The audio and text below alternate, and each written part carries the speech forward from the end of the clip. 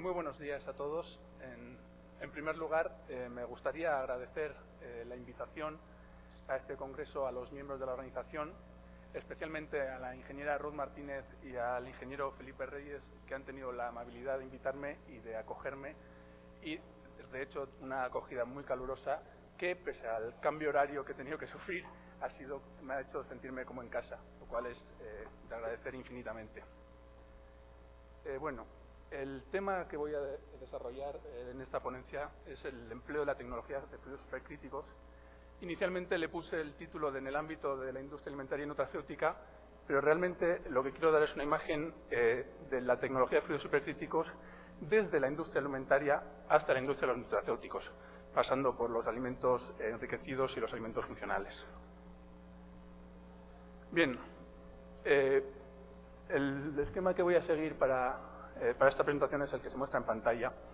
Realmente, cuando empecé a hacer esta presentación, empecé a desarrollar una ponencia sobre los modelos cinéticos, sobre los equilibrios, las fases, todos los distintos procesos, pero avanzando un poco me di cuenta que, claro, es un congreso de ingeniería de los alimentos y realmente todos esos conceptos pueden ser pues no tan interesantes como mostrarles a ustedes las bases de la tecnología, los principios más elementales que les permitan entender una herramienta tan interesante como es la de los fluidos supercríticos. De tal manera que inicialmente lo que empezaré es a contarles qué es un fluido supercrítico, para que en caso de que alguna persona tenga la más mínima duda pueda seguir la charla con facilidad. Posteriormente hablaré de las tecnologías que emplean esos fluidos supercríticos y ya para acabar sí hablaremos de algunos ejemplos de la industria alimentaria y la industria nutracéutica. Bien, la definición más sencilla de un fluido supercrítico es que un fluido supercrítico es cualquier sustancia por encima de su presión y temperatura crítica. En cualquier esquema de presión-temperatura de cualquier elemento nos encontramos que existe un punto a una determinada temperatura y presión por encima del cual no se produce un cambio de fase o una interfase entre el gas y el líquido, sino que nos encontramos en una zona de fluidos supercríticos, como su nombre indica. Bien, como pueden ver en esta tabla, todos los elementos tienen esas temperaturas críticas. ¿Dónde está el puntero? Aquí. Temperaturas críticas y presiones, que pueden ser desde valores muy bajos, siendo incluso negativos, y presiones también bastante bajas, hasta casos extremos al inverso, en que se necesitan presiones extremadamente altas, como puede ser el caso del agua, que en estos momentos no encuentro aquí, y presiones también bastante elevadas.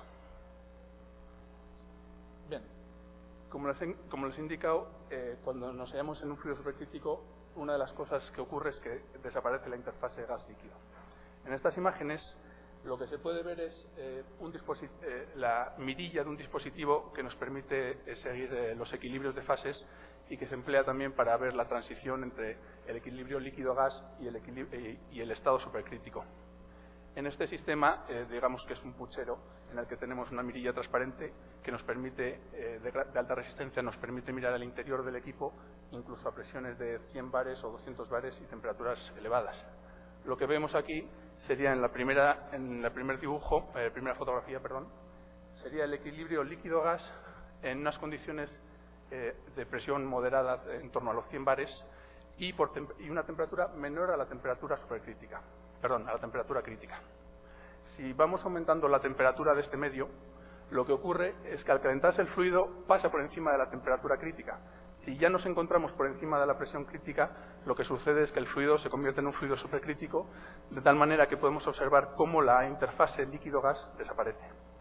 Este proceso, como la mayoría de procesos de cambio de fase, es totalmente reversible y si enfriamos el medio, lo que vuelve a aparecer es esa interfase y volvemos al estado inicial. Bien, las características especiales de los fluidos supercríticos que hacen que sean de extremada utilidad para muchos procesos es que tienen unas propiedades mixtas entre un gas y un líquido. Sí, está pensando que las cantidades laterales igual no ven. Sí, vale, de acuerdo. Bien, tienen unas características mixtas entre un líquido y un gas. Como pueden ver, la densidad es intermedia entre un valor de un gas, que son densidades muy bajas, y los valores que presentan los líquidos, pudiendo llegar a ser iguales a la densidad del agua, por ejemplo. Sin embargo, lo que presentan por otra parte una densidad muy baja, bastante similar a la de un gas, y esto también igualmente una difusividad baja similar a la de un gas. Esto lo que nos permite es tener unas capacidades de penetración en sólidos muy elevadas.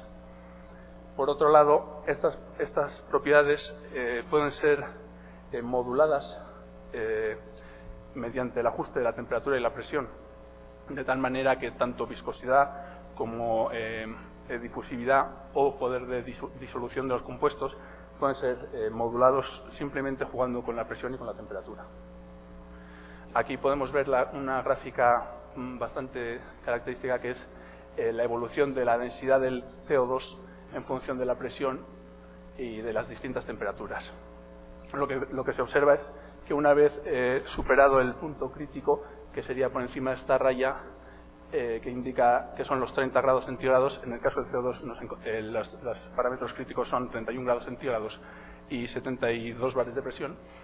Entonces sería por encima de una raya que encontraríamos por aquí y de esta figura, nos encontramos que el fluido presenta una densidad muy elevada, en algunos casos incluso superior a la del agua.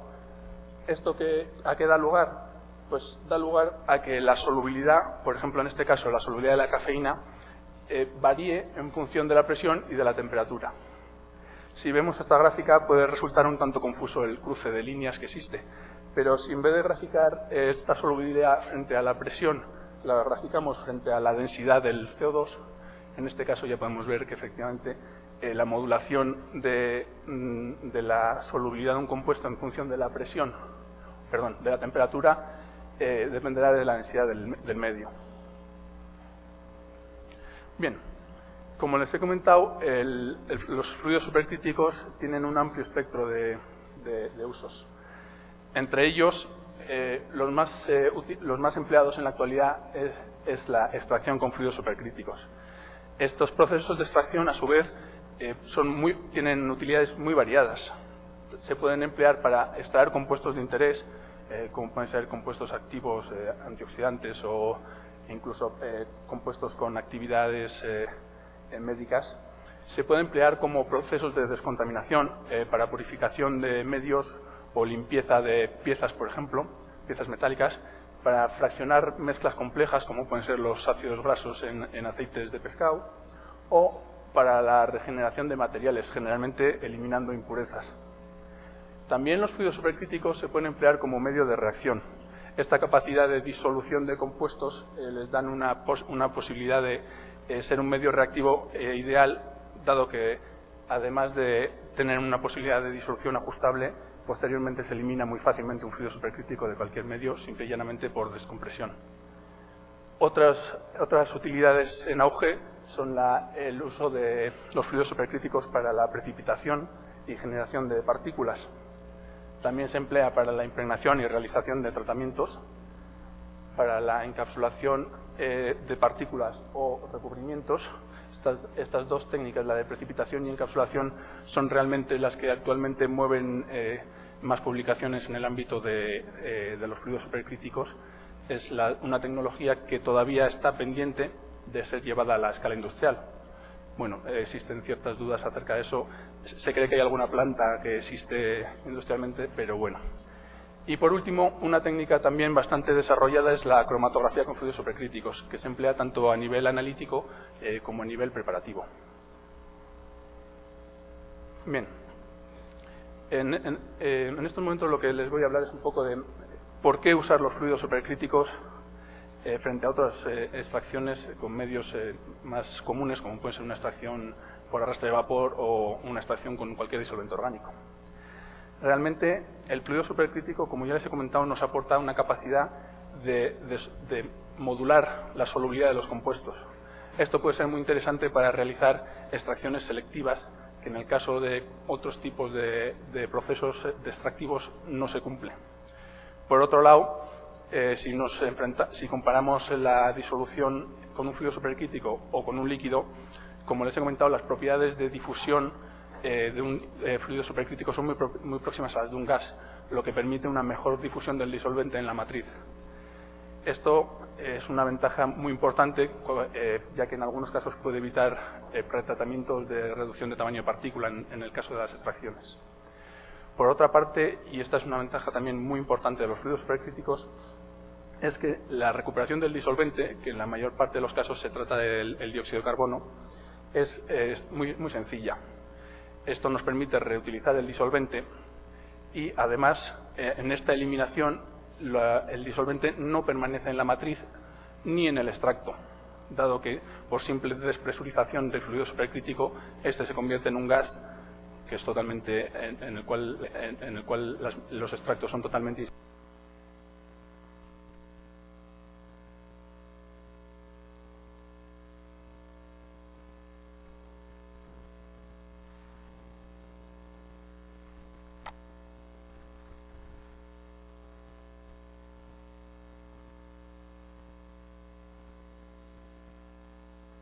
Uno de los disolventes supercríticos más empleados es el CO2. Y la razón por la que se emplea el CO2 son muy variables. En primer lugar, tiene una temperatura y presiones críticas relativamente suaves. Sin embargo, podríamos decir que otros compuestos como el clorotrifluorometano tienen propiedades críticas más bajas, por lo tanto, tal vez ahorraríamos dinero si empleamos ese agente extractivo en vez del dióxido de carbono. Pero bueno, como todos sabrán, el empleo de CFCs pues tampoco es una de las soluciones. Entonces, el hecho de que el dióxido de carbono sea un agente inocuo es importante también. De modo que las ventajas principales del empleo del CO2 se resumen en que, aparte de unas condiciones críticas relativamente suaves, es un compuesto que no es tóxico, no es inflamable. Si volvemos a la tabla anterior,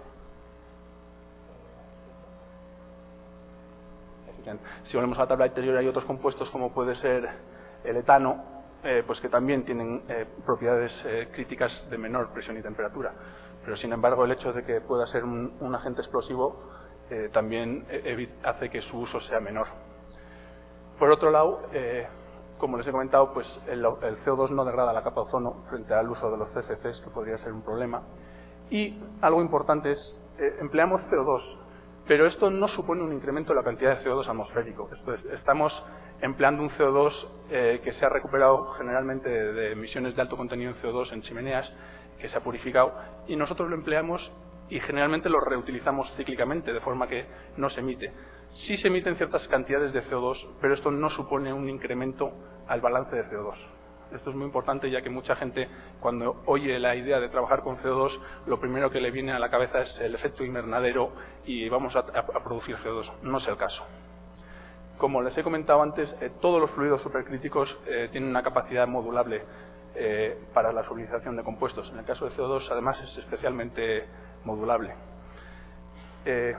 Otras propiedades del empleo de fluidos supercríticos frente a otros agentes de extracción es que se evita el colapso de las estructuras por fuerzas capilares. Como ya les he dicho, estos disolventes tienen una alta difusividad y una baja viscosidad, por lo que esto evita la aparición de fuerzas capilares que puedan colapsar las matrices a extraer. Por otro lado, el CO2 es un disolvente de bajo precio, realmente es muy bajo el precio, y además algo muy importante, y es que está incluido en la lista de disolventes RAS, esto es, normalmente reconocidos como verdes, o sea, como medioambientalmente favorables.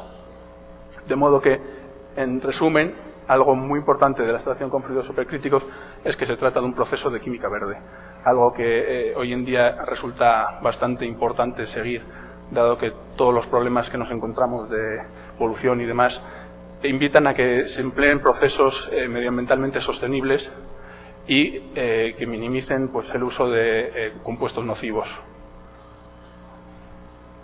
Bien. A continuación les voy a hablar del proceso en sí de extracción ya con fluidos supercríticos. Esta figura es la que les he mostrado anteriormente, donde se indica simple y llanamente dónde se encuentra el estado supercrítico dentro de los equilibrios líquido-gas. Entonces, todos los procesos con fluidos supercríticos siguen ese esquema de presión y temperatura. Inicialmente se suele partir del disolvente en estado líquido. En el caso del CO2 nos encontraríamos en unas condiciones de en torno a los 50-55 bares y 20-25 grados centígrados. Entonces, ese disolvente líquido se bombea por encima de la presión crítica. En el caso del CO2 sería por encima de los 71 bares y posteriormente se calienta por encima de la temperatura crítica. De esta forma ya nos encontramos con un fluido supercrítico. Este fluido supercrítico se hace pasar a través de un extractor donde se encuentre la matriz a extraer y lo que obtenemos es a la salida del extractor el CO2 supercrítico que ha arrastrado los compuestos que queremos extraer. Por un simple descenso de la presión, lo que se logra es que el CO2 supercrítico se convierta en gas. De esta manera, por un simple separador ciclónico, los compuestos extraídos dejan de ser solubles, son sólidos, por lo tanto precipitan en el separador ciclónico, mientras que el CO2 es un gas que en un separador ciclónico sale por la parte superior y sale perfectamente limpio. Simple y llanamente por enfriamiento de ese CO2 volvemos al punto inicial, lo que nos permite trabajar en ciclos. Este es un esquema general que se aplica en la mayoría, diría en el 90 o 95% de los procesos que emplean fluidos supercríticos. Existen otros procesos en los que no se sigue un esquema similar, pero este es el más genérico.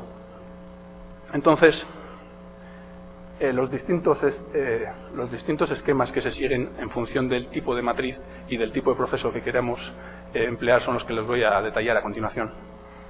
El primero y más clásico, por decirlo de alguna forma, es el de extracción de sólidos.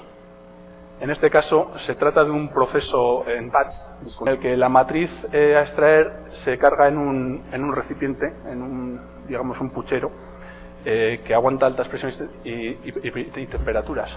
De tal manera que el equipo consta de una bomba que nos permite, como les he comentado anteriormente, presurizar el CO2, un intercambiador de temperatura para aportar la temperatura adecuada y el CO2 supercrítico pasaría a través del extractor arrastrando los compuestos de interés.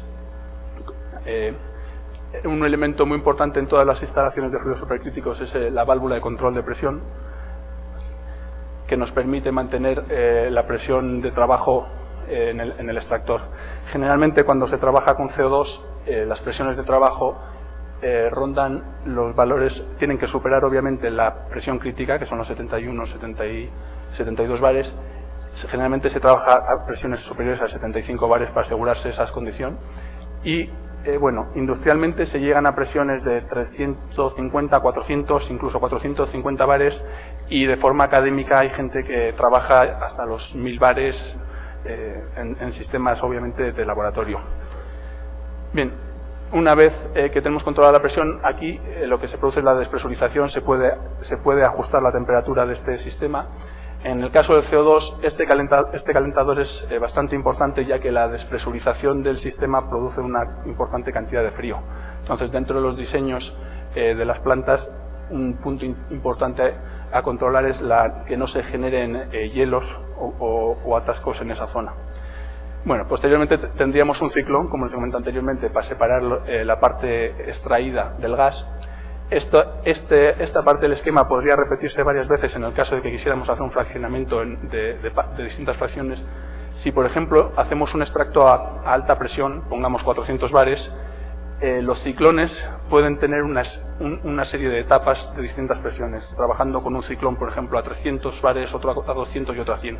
Esto lo que nos permite es ir recuperando distintas fracciones que presentan distintas solubilidades, y en algunos casos puede ser muy útil para la purificación de compuestos. Bueno, posteriormente, como les he comentado, lo que se hace es enfriar y volver a tener un tanque de recuperación del CO2 que hace de pulmón para evitar que en ningún momento falle el aporte de CO2 a las bombas. En el caso de las extracciones con CO2 supercrítico, los compuestos que podemos extraer vienen limitados por la polaridad del medio disolvente. El CO2 es un compuesto totalmente apolar, por lo tanto, los compuestos que se pueden extraer son básicamente compuestos apolares o de muy baja polaridad.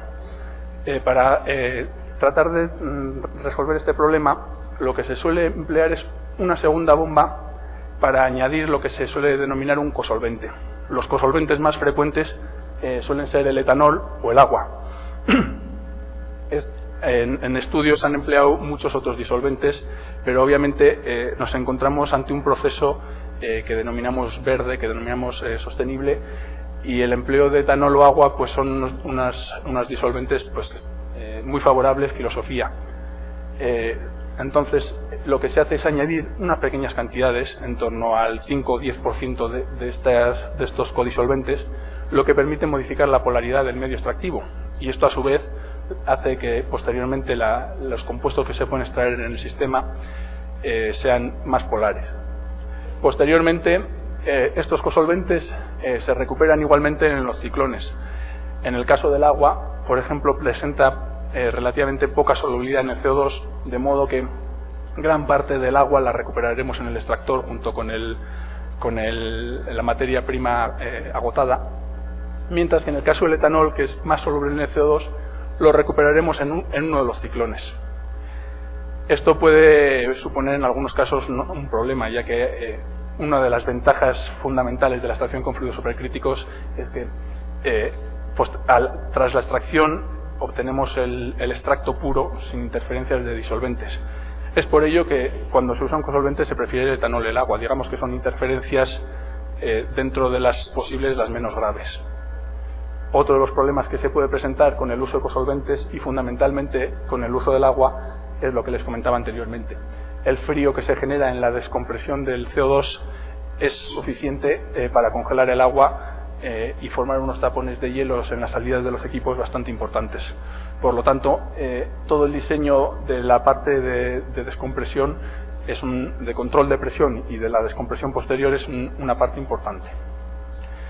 Bien, en el caso de que el medio a extraer no sea un sólido, sino que sea un líquido, tenemos la ventaja de que en este caso el sistema es continuo. Se trabajan en columnas de extracción en contracorriente, como podría ser una columna de intercambio gas-líquido. Bien, tenemos el esquema es, como pueden ver, básicamente igual, y la única diferencia es que en vez de un extractor de sólidos tenemos una columna.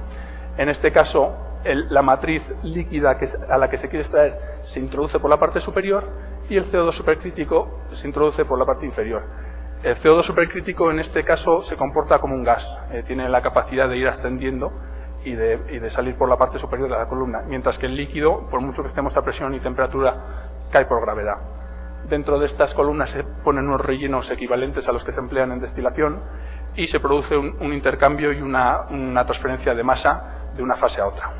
Por la parte superior obtendríamos el extracto, junto con el CO2 supercrítico, y por la parte inferior el líquido rafinado. Y todo el esquema siguiente es básicamente igual que el anterior. Bien, como les he dicho, el tema de la extracción con fluidos supercríticos es el que más extendido está tanto a nivel de estudios académicos como de su transferencia a plantas industriales. Actualmente se emplean los fluidos supercríticos tanto para la obtención de aceites esenciales de cítricos, para la obtención de aromas o colorantes alimentarios siempre naturales. Generalmente se emplea esta tecnología para partir de matrices naturales y obtener compuestos naturales. Esto es, no se suele emplear en el caso de extracción para hacer compuestos sintéticos o derivados del petróleo, que son, de modo que generalmente los productos que se obtienen mediante esta tecnología suelen llevar la coletilla, el sobrenombre de compuesto natural, porque además, como evitamos el que haya una impureza en el compuesto, es una técnica que nos permite asegurar esa bondad del producto. Más productos que se obtienen de forma industrial son los conservantes naturales, esto es con capacidades antioxidantes y bactericidas. Muy típico es el empleo de esta tecnología para la obtención de aceite de semillas, para la obtención de oleoresinas. Hay plantas dedicadas a la extracción de oleoresina del pimentón. También una de de sus empleos más importantes, que hablaremos posteriormente, es de la extracción del lúpulo en la industria cervecera, la obtención de aceites de pescados, bueno, y un largo etcétera. Largo porque también sigue más adelante. También se emplea, aparte en las industrias alimentarias, se emplea en la industria nutracéutica y farmacéutica para la obtención de principios activos de interés para farmacia, como pueden ser antocianinas, carotenoides, ácido fólico. Bueno, y esta es una pequeña lista. Otros empleos que se hacen es, en este caso, un poco distinto, es la eliminación de acetona de antibióticos. En este caso estamos hablando ya de un producto que en su preparación presenta este residuo de acetona, y la eliminación de esta acetona mediante fluidos supercríticos es muy sencilla. Y otra curiosidad es la, digamos, desnicotinación del tabaco, es la eliminación de la nicotina del tabaco, que es también una práctica bastante común. Como pueden ver, hay más. O sea, no solo sigue habiendo ejemplos de secado y formación de aerogeles mediante tecnología de fluidos supercríticos, o la eliminación de monómeros, descontaminación de suelos. Esta es una técnica bastante interesante. O la eliminación de compuestos orgánicos del agua. Todo esto son técnicas extractivas. O sea, es una parte del empleo de las tecnologías de fluidos supercríticos, una parte muy importante, la más desarrollada, la que más ha sido transferida a la industria, pero no es la única. Esto es, existen muchas otras operaciones, como les he comentado anteriormente, con fluidos supercríticos. Una de las más importantes, podría decir, que tiene bastante similitud a la de extracción, es la de fraccionamiento con fluidos supercríticos. Se trata un poco de hacer lo que les comentaba anteriormente. Nosotros procedemos o bien a extraer para posteriormente en una cascada de separadores hacer un fraccionamiento, una división de partes, o en otros casos directamente se coge una matriz que se quiere separar en fracciones para obtener estas fracciones bien purificadas o bien para eliminar partes que no son interesantes. Ejemplos de estos son la extracción de crudos residuales y desasfaltado del petróleo, o los fraccionamientos de polímeros, los fraccionamientos de aceites alimentarios, y también la separación de fracciones lipofílicas de la leche. El ejemplo que se muestra en la diapositiva es el de la extracción de crudos residuales y desasfaltado. Como pueden ver, lo que se hace en este caso es la materia prima se introduce en un extractor para, por un lado, obtener un primer extracto. Esto es la parte no soluble en CO2 supercrítico, se obtendría en este primer fraccionamiento. Posteriormente, en un segundo fraccionador, se obtendría una segunda fracción. Y por último, en una columna, dado que esta separación es más complicada, se obtendría por un lado el producto desasfaltado, y aquí al final lo que saldría es el CO2 supercrítico. Perdón, el CO2 ya no supercrítico. Como pueden ver, lo que se hace, CO2 no, en este caso se emplea propano supercrítico. Como les he comentado antes, es cierto que el CO2 es uno de los compuestos más empleados por su inocuidad y sus propiedades, la bondad de sus propiedades. Sin embargo, como pueden ver en este caso, también se emplean industrialmente procesos con otros gases. En el caso del propano, pues el hándicap, como pueden suponer, es que necesitamos una instalación clasificada debido a las propiedades explosivas de este gas. Pero por lo demás, en la industria del petróleo es una de esas industrias que no tiene miedo ni a la presión, ni a la temperatura, ni a que le exploten las cosas. O sea que ellos sí hacen este caso. En el caso de industrias alimentarias es totalmente desaconsejable, sobre todo porque vas a tener un medio que no es interesante cuando puedes emplear el CO2, que es mucho más beneficioso. Bueno, como les he comentado antes, también se emplea la cromatografía con fluidos supercríticos. Perdón. Vale. La cromatografía con fluidos supercríticos básicamente es un sistema, obviamente, cromatográfico muy similar a la cromatografía de líquidos. Se emplean bombas para líquidos. En el caso de las bombas de CO2, en todos los casos, las bombas de CO2 son unas bombas un poco específicas que requieren tener los cabezales refrigerados. Realmente, a la hora de bombear CO2 nos encontramos con que el calor que se genera en el bombeo puede hacer que ese gas se evapore, haciendo cavitar las bombas. De modo que en todos los casos las bombas de CO2 suelen llevar los cabezales refrigerados. Y es una de una parte de la tecnología de fluidos supercríticos bastante importante en la que se ha trabajado mucho en los diseños, pero actualmente las bombas los sistemas de bombeo de CO2 funcionan perfectamente. Entonces, al igual que en cromatografía de líquidos, lo que se hace es bombear la fase móvil, en este caso el CO2 supercrítico. Como les he comentado antes, es un disolvente apolar, lo cual nos encontramos, digamos, en una cromatografía de fase directa.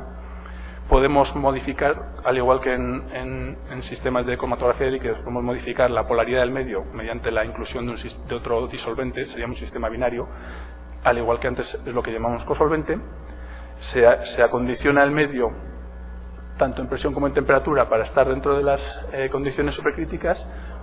Los equipos de inyección de muestras son exactamente los mismos que los de cromatografía de líquidos, con la salvedad de que tienen que resistir la presión y la temperatura a la que vamos a trabajar. El horno de columnas, en este caso sí hay una pequeña diferencia. En cromatografía de líquidos no nos vemos obligados a usar un horno como tal. En el caso, necesitamos estabilizar la temperatura, pero no siempre calentar. En el caso de supercríticos sí necesitamos calentar, dado que como mínimo tenemos que estar a 31 grados centígrados. Se suele trabajar entre los 35 y los 55. Posteriormente, los detectores que se emplean son detectores de cromatografía líquida, al igual que en el caso anterior, con la salvedad de que tienen que aguantar la presión y la temperatura supercrítica.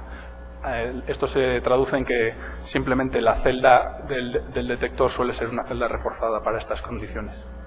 Y la mayor diferencia es esta pequeña válvula, es la misma válvula que en cualquier otro esquema, es la que permite controlar la presión del sistema.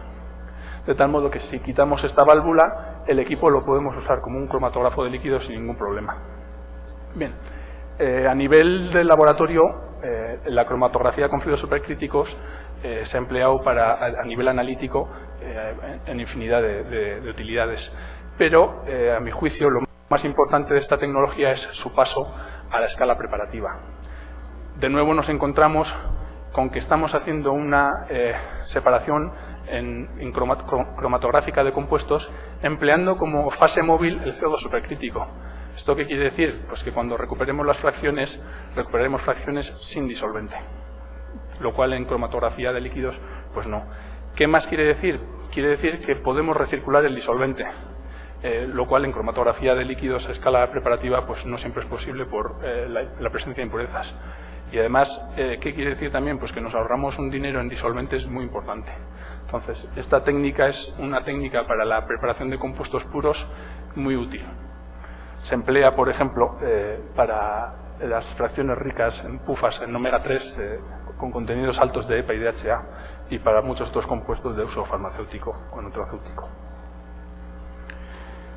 Bien, otro de los empleos importantes de los fluidos supercríticos, y en este caso ya empezamos a salirnos un poco de lo que es el tema de alimentación, pero bueno, también quería dar una visión más global de la tecnología, es las reacciones con fluidos supercríticos. El fluido supercrítico, en el caso de trabajar como medio reactivo, puede tener distintos papeles. Puede ser un reactivo de la reacción, puede trabajar como catalizador de la reacción, puede ser el medio disolvente para la reacción o se puede emplear como un vector de separación de los compuestos. Por ejemplo, en el esquema que les muestro aquí, se trata de la extracción del 2-butanol del buteno cuando hacemos la reacción de buteno a butanol. En este caso lo que se emplea es el buteno supercrítico, que se introduce en un reactor donde existe agua en condiciones ya de reacción. Por lo tanto, tenemos el agua, que no está en condiciones supercríticas, es agua caliente y a presión, pero simplemente agua. Sí es cierto que por esas condiciones su actividad, digamos, se ve favorecida, pero no es lo importante en este caso. Introducimos el buteno supercrítico. Este buteno supercrítico tiene una capacidad de solubilización en el agua bastante elevada. En el agua, bueno, ya no es supercrítico, es buteno que está disuelto en agua. Y en estas condiciones existe un equilibrio entre el buteno y el butanol, y el 2-butanol. De tal forma que se produce este equilibrio. Pero tenemos la suerte, y en este caso es la suerte que los equilibrios nos favorecen, y el butanol es más afín a disolverse en el buteno supercrítico que en el agua. Por lo tanto, este equilibrio está desplazado a la desorción del medio, lo que a su vez desplaza este equilibrio y este otro equilibrio. De tal manera que si mantenemos un flujo de buteno supercrítico, podemos estar sacando continuamente butanol en buteno supercrítico en la salida del reactor. Aquí, posteriormente, como en todos los procesos de fluidos supercríticos, se produce un cambio de presión y temperatura, de tal manera que el butanol, que es, digamos, más insoluble en este caso, se recuperaría por la parte baja de un ciclón, y el buteno, como gas, podría ser otra vez recomprimido y metido en el sistema. Esquemas similares, que no iguales a este, se emplean para muchas otras cosas, como puede ser la síntesis de trimetilciclohexanona o de teflón. Y otro ejemplo muy bonito que debería haber puesto, pero que no he puesto, es la oxidación en aguas supercríticas de aguas residuales. Este es un estudio muy importante que se ha hecho y que en el caso de tratamiento de aguas con cargas orgánicas elevadas es un sistema muy bondadoso, digamos, que funciona de forma autosostenida. Sin embargo, uno de esos pequeños problemas que tiene, que hoy en día está solventado, es que el agua supercrítica requiere presiones y temperaturas bastante elevadas. Bien, más tecnologías que emplean los fluidos supercríticos es la impregnación con fluidos supercríticos. En este caso lo que se trata es de depositar, no vamos a extraer, sino a implementar algo en la matriz que hayamos extraído, que hayamos colocado en el medio. Esto se emplea pues para diversas impregnaciones, como de aparatos electrónicos o maderas, o incluso para la tintura de telas. El sistema es bien sencillo. Se trata de introducir en una cámara de tratamiento el compuesto que queramos impregnar y posteriormente aquello que queramos impregnarlo lo introducimos disuelto en el CO2 supercrítico. Aquí existen dos formas de operar distintas. En el caso de que el material a impregnar tenga tendencia a absorberse sobre nuestro material, lo que se hará simplemente es pasar un flujo de CO2 supercrítico con el material a impregnar y trabajar en circulación, de tal manera que se irá cargando el sistema.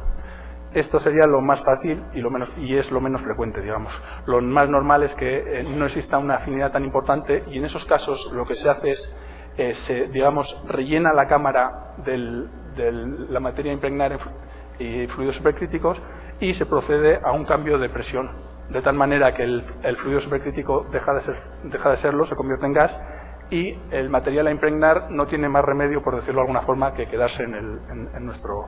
Esto es equivalente a lo que se emplea en catálisis e impregnaciones forzadas o lo que se logra es que un material que no tiene esa afinidad por el compuesto que queremos se vea obligado a introducirse en la materia.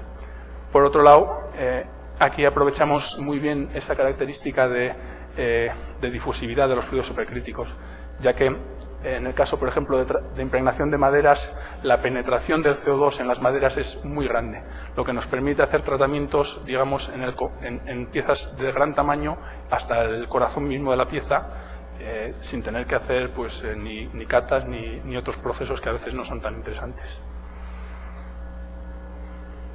Bueno,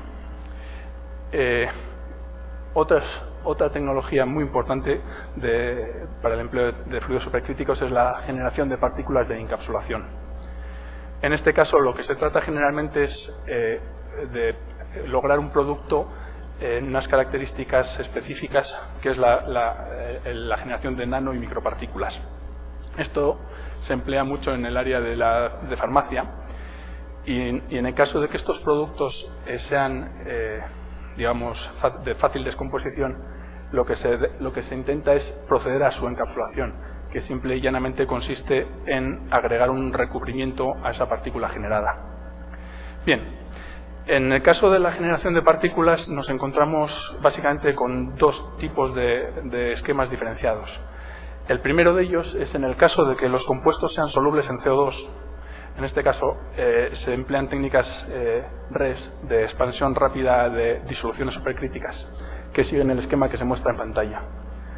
En este caso se procede disolviendo el compuesto de interés en el fluido supercrítico, bien mediante una extracción, que sería el primer paso para tener ese compuesto disuelto en el fluido supercrítico, o bien directamente mediante una disolución en cámaras de arrastre. y posteriormente lo que se hace es introducir esa disolución en una cámara en distintas condiciones de presión y temperatura. Esto provoca una rápida expansión del CO2. Bueno, importante es decir, esta piecita de aquí es una de las partes tecnológicas de estos procesos más importantes, y es el pulverizador. La disolución se introduce en estos tanques mediante un pulverizador. Dadas las condiciones del tanque, como comentaba, se produce una rápida evaporación, por llamarlo de alguna forma, del CO2, que pasa del estado supercrítico a estado gas, y se generan unas pequeñas partículas del material. El CO2 obviamente sale por la parte superior del equipo y se recircula, y las partículas lo que se irían es recogiendo en el fondo del precipitador. En este caso nos encontramos con un proceso que es discontinuo.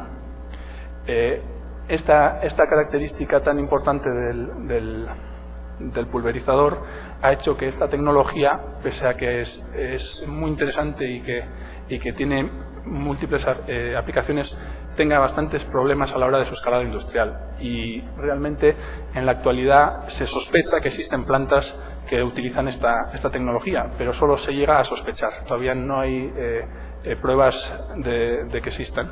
De hecho, las patentes que cubrirán esto en el momento que se lleguen a hacer un escalado viable, pues serán bastante fructíferas.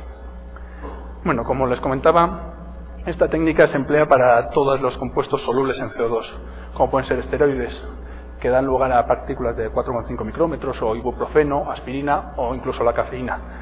El tamaño de partícula en estos casos se puede ajustar, al igual que en casos anteriores, tanto por la modulación de la concentración del compuesto interés en el CO2 supercrítico, como por las condiciones de la cámara de precipitación. Igualmente también, como les he comentado, los diseños de los inyectores, de los aspersores, es muy importante, y es una cosa un proceso en pleno desarrollo, el diseño de nuevos pulverizadores. Bueno, en el caso de compuestos que no son solubles en fluidos supercríticos, obviamente no podemos emplear el mismo sistema, dado que no podríamos solubilizarlos y no podríamos proceder a hacer el spray. En este caso se emplean también con fluidos supercríticos otro tipo de tecnologías. Bueno, como puede ser la de Supercritical Antisolvent. Esto es trabajar mediante la eliminación del antisolvente, que se llama, por medio de fluidos supercríticos, o las técnicas ASE, PCA, SED y... Estas son las más... Hay otras, estas son las más... Obviamente es una lista de las más empleadas, y fundamentalmente la que más desarrollo tiene es la de la SAS, de Supercritical Antisolvent, que es de la que voy a pasar a hablarles un poco. Bien, como les he dicho, esto es para compuestos que no son solubles en fluidos supercríticos. Sin embargo, una parte importante de estos procesos consiste en encontrar el disolvente que sea soluble en CO2 supercrítico, pero que permita disolver ese compuesto que a su vez no es soluble en un disolvente supercrítico. Entonces, una parte del desarrollo de todos estos estudios suele ser encontrar cuál es el disolvente adecuado. En el caso de esta tecnología, lo que se hace es, al igual que en el caso anterior, se tiene una cámara de precipitación con un pulverizador, y a través de ese pulverizador se introduce la materia prima disuelta en ese disolvente, y se encuentra en un medio en el que el disolvente es soluble en este CO2 supercrítico, que es retirado por la parte superior. Entonces, lo que se logra es que en la pulverización retiramos el disolvente y se quedan las partículas del compuesto de interés. Todo lo demás es el típico esquema de fluidos supercríticos. Posteriormente se saca el CO2 supercrítico. Una ventaja muy importante de este proceso es que el disolvente lo recuperamos. Obviamente el CO2 supercrítico arrastra el disolvente. Aquí lo que vamos a hacer es cambiar las condiciones de trabajo para que por la parte superior nos llevemos el CO2 en fase gas, y por la parte inferior obtenemos el disolvente, que puede ser reutilizado para los siguientes análisis. Bien. En este caso, pues ejemplos de compuestos que se convierten en partículas mediante esta técnica, pues son el poliestireno, ampicilina, amoxicilina, pigmentos o la insulina. Como ven, pues el tipo de disolventes que se emplea ya empieza a ser no tan verde como el CO2, pero En estos casos no suele haber mucho más remedio. Son disolventes pues, tipo N-metilpirrolidina, dimetilsulfóxido o hexafluoroisopropanol. Y obtenemos, al igual que en el caso anterior, se obtienen tamaños de partícula del tamaño de nanómetro, y estos pueden también ser ajustados en función de las concentraciones de matriz activa en el disolvente y de las condiciones supercríticas de eliminación del disolvente. Bueno, como les he comentado, al inicio cambié un poco el nombre de la presentación, y aquí lo que les quiero dar un poco la idea es del empleo de la tecnología en el área de la alimentación, de la industria agroalimentaria, de la nutracéutica o alimentos funcionales, cómo puede aportar muchos aspectos interesantes en estas áreas. Inicialmente, cuando tenemos un alimento, a este le podemos añadir aromas naturales, como les decía, colorantes o conservantes, y lo que tendremos es un alimento, digamos, mejorado, que puede tener un mejor sabor o aroma, o que vamos a emplear conservantes que provienen de un extracto natural. Estos extractos y aromas se obtienen mediante tecnología de fluidos supercríticos. Si lo que obtenemos es antioxidantes ya más que puedan tener un efecto en el ser humano, o vitaminas o incluso ácidos grasos omega 3, podríamos estar hablando de alimentos enriquecidos. Esto es un alimento al que le hemos añadido unas pequeñas cantidades de estos compuestos. Ahora, a medida que aumentamos la concentración de estos compuestos que pueden tener una función, y si sobre todo demostramos las propiedades de este alimento, podríamos empezar a hablar de un alimento funcional, en el que ya su consumo de forma regular puede aportar un beneficio a la salud. Ya tirando un poco más, si aumentamos la concentración de estos compuestos y en cierto modo quitamos el alimento, lo que llegaríamos es al área de nutracéuticos, donde podríamos obtener pastillas o grajeas o algún tipo de producto ya de tipo nutracéutico. Bien, ¿por qué usar la extracción con CO2 supercrítico en la industria alimentaria? Bueno, pues ya siento ser redundante y es así, pero realmente tienen unas características, tanto la tecnología de fluidos supercríticos, que permiten su uso en la industria alimentaria con gran facilidad. Bueno, me dicen que acabe rápido. Bien, pues bien, como les he dicho, se trata de un proceso limpio, es un proceso GRAS con un disolvente no tóxico y no requiere etapas de purificación. Además, algo muy importante que les he comentado antes es trabaja a bajas temperaturas. Nos encontramos favorecidos para emplear con compuestos termolábiles. Además, nos encontramos en un medio inerte no reactivo y sin oxígeno, lo que permite trabajar con compuestos que se oxiden fácilmente sin problemas. Bien. Vaya, pues me temo que me voy a tener que dejar pasar la parte de los ejemplos, pero bueno, voy a intentar pasar rápidamente, aunque solo sea para que tengan unas ideas. Realmente lo que les quería explicar ahora es que, bien, hemos estado hablando de que los fluidos supercríticos se pueden emplear en muchas tecnologías, pero además el campo de actuación es muy amplio, porque podemos trabajar tanto desde la recuperación de productos de interés de desechos de la industria alimentaria, como pueden ser vitaminas, de cáscaras de fruta y cosas de ese estilo, hasta la eliminación, por ejemplo, de pesticidas o plaguicidas de un alimento, pasando al mismo tiempo que se eliminan los metales pesados. Obviamente, como les he comentado, pues se pueden obtener aromas, sabores, colorantes y realmente un montón de...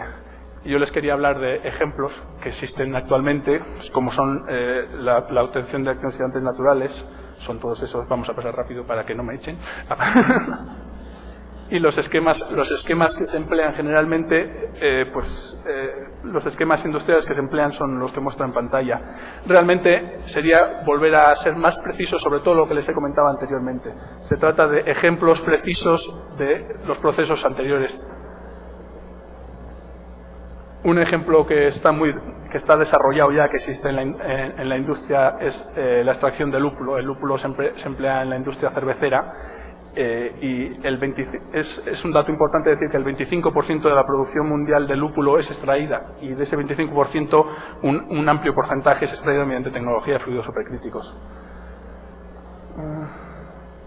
Otro de los ejemplos que quería desarrollar, también por el hecho de que en el Ecuador hay un muy buen café, es la descafeinización. En este caso, pues nos encontramos que hay varias tecnologías que se emplean para hacer el mismo proceso en función de que queramos recuperar o no la cafeína. Y bueno, en el caso de la nutracéutica, pasaríamos directamente a obtener compuestos funcionales como pueden ser los ácidos grasos, antioxidantes y otros. En fin, pasamos rápidamente. Bueno, en fin, sin más, darles las gracias por su atención. De nuevo, gracias a la organización. Siento haberme extendido de más y no poder hablar con más detalle, pero bueno, muchas gracias a todos.